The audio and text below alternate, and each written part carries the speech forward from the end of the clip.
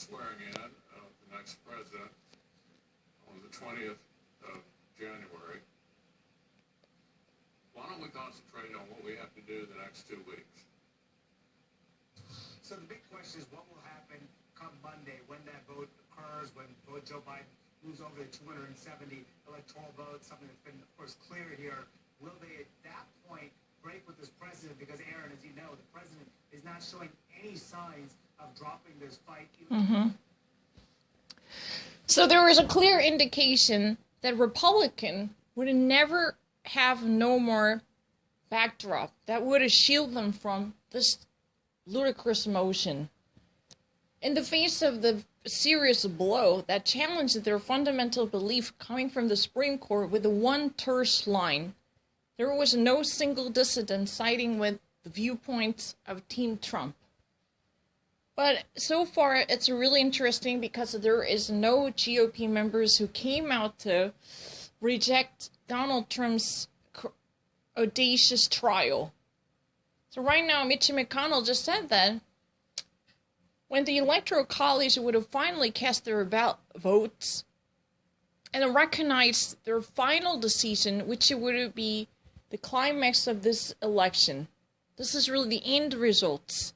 The final chapter of the election, then people would have recognized what would have happened. The problem is, what if after that point, the congressional leaders in the Republican Party would have never decided to recognize the legitimacy of Joe Biden? Then this would be a disaster for national unity. That's really the reason there was a constitutional professor from Harvard Law who just actually came out urging Donald Trump to stop this type of subversion. This is really a coup, which would be instigating more of anxiety in the country, already heavily indebted with the two different crises, coronavirus crisis and economic disaster.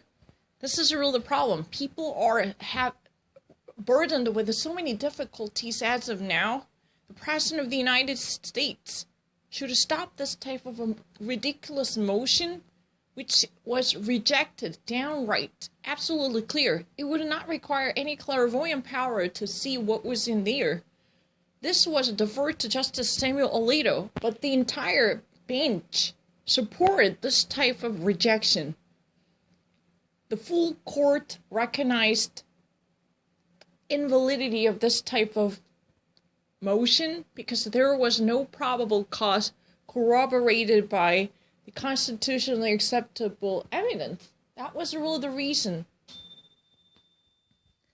President Donald Trump so far made no response to this type of action. This must have been a devastating blow. The Supreme Court's rejection would have caused a serious blow to their ego because they could not back up. The team Donald Trump really wanted to hold on to it. So far, there was no single indication suggesting President's willingness to concession. And that's a problem. Because the people would have still believed, a certain portion of the people still would have believed the President had a legitimate cause to wage this type of war against the system. But most of the people committing to common sense acknowledge the ridiculous absurdity of this challenge. So once the congressional leaders would have faced the dire consequence of the Joe Biden securing 270 electoral college members, which would be finalized within a couple of days, right? Then this would be the end of the game. But the question still remains whether GOP leaders would accept that finalization by acknowledging the legitimacy of the president-elect or not. There should be more responsible behavior from the representatives and the congressional leaders and senators who might actually really represent each constituent in their congressional districts. That's a problem. But this must have been a very devastating circumstances because there is no more hiding ground or breeding ground that would actually endure this type of ludicrous arguments. their last safe haven or sanctuary city for this conspiracy was completely rejected and shut down. Because no single Supreme Court justice, including the 3 appointees selected by President Donald Trump, would never want to join him. Because they would spot no budding interest in building up on a case against Joe Biden. That's very clear. America had an election, and the whole procedures throughout all 50 states were fair enough. That was really the argument. The hotly contested battleground called Pennsylvania had enormously well-secured election procedures, and this type of a critical factor once more confirmed by the land's highest court, and there was not even one rejection challenging this type of perception. That's really the deal. This type of a succinct piece thrown by the Supreme Court en banc truly clarified the sentiment behind the system. According to this constitutional professor who said that these are all trained lawyers and justices, they definitely know how to read and construe the constitutional lines in accordance with the document's authority. That's really the reason they have absolutely no interest in being involved with this type of minor dispute, which would be no less than bogus bunkum, because there was no single probable cause that would be feasible enough to justify the Supreme Court's reading and reviewing.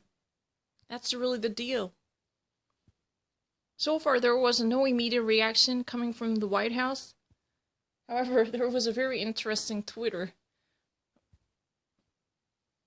by Donald Trump, which actually contains Amy Coney Barrett's picture with her eyes blazing laser beam. This would be poignant.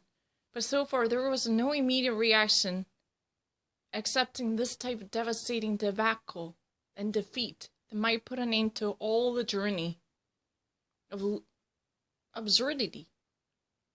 And the people would raise up their voice to demand President Donald Trump to stop this type of division.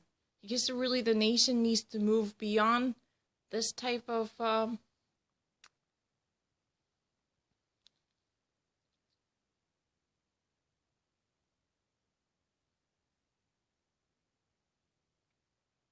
dissonance. I mean, it was not my opinion. He was clearly a loser, and he really needs to realize what he has done. There was an unambiguous voice coming from all different corners of the society, urging him to recognize the very obvious consequence coming from the election. People were furious, and they could not focus on this type of political temper tantrum by Donald Trump, because if so many people are struggling economically, or they would actually have at least one member of their family lost because of the corona pandemic crisis, it's time for them to move on, and they could not actually be victimized by this ridiculous arguments spurring more and more of conspiracies and schemes plotted simply to guarantee his grips on power. That's really the deal. But what's been worrisome here is, so far, no regional GOP members would like to issue a statement upholding the final verdict coming from the Supreme Court. That would give authority to President-elect Joe Biden. It's time to move on, and there should be more responsible action coming from the Republican leaders to unify the nation across the party lines. There should be a bipartisan effort to suspend this type of division that might only prevail hatred and suspicion. In time of difficulty, there should be no more distrust in the system. It's time for us to have a faith, but that type of simple civic action can never prosper when president occupying the White House would have never liked to recognize what he is supposed to and what comes from his power. That's the message. So people would actually already make their estimation. Everyone knows that Joe Biden won the election, and this is open and shut case. Everything would be so clear. There is no more space for this type of disputable contentions. It's really crystal clear, and we do not really need to have a clairvoyance, a supernatural power to see it through. However, President Donald Trump is taking this election hostage. He simply wants to continue this pointless argument for nothing. And he's on continuation in power holding. That's really the message. So everyone really wants to see more of adult-like behaviors from Republican leaders, including Mitch McConnell. He says that this would be like in a weekly ritual every single time he makes any type of conference or he holds any serious address. He's been questioned. Would you accept Joe Biden as a winner of the election? Would you actually recognize there is no validity in Donald Trump's argument? Mitch McConnell again somehow evaded the question. He would have liked to wait until the Electoral College results would come out. When the Electoral College had cast their votes, then finally the answer would have come out. That's really the answer. But everyone knows that Joe Biden already carried the 270 members from the Electoral College. The only pending procedure is the final vote. That's really the finalization of what happened on the election day. And this would be a procedural matter because the rest of people knows what already happened, and there is no chance that this would be wavered or this would be tackled unless there would be a seismic earthquake. But irresponsible congressional members are still abetting this type of a hoax by not taking a clear stance on the issue based upon the political principles and procedures well preserved in the nation. That's a problem. And I understand this message. But what's been coming out from the ground is this. The Supreme Court of the United States rejects Donald Trump's argument for the Pennsylvania election results of fraud. There was no single or singular voice inside the court who wants to give approval for his belief, because there will be no hearing, there will be no reviewing, because the entire court wants to voice the very clarified and unanimous belief that there is no value in it. This type of suggestion would bear no consequence. It's really the open and shut case. Because the underlying cause sustaining the validity of this argument had no fundamental value in it. It's nothing but a logical fallacy built upon a baseless and pointless arguments whose validity would it be null.